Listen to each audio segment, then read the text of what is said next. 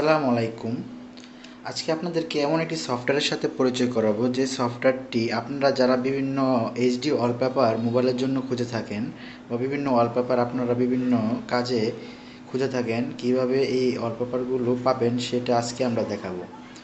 তো চলুন আমরা চলে যাব আমাদের হোম স্ক্রিনে।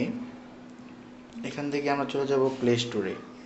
প্লে স্টোরে গিয়ে আমরা সার্চ করব জেজ, JADGE, জেজ।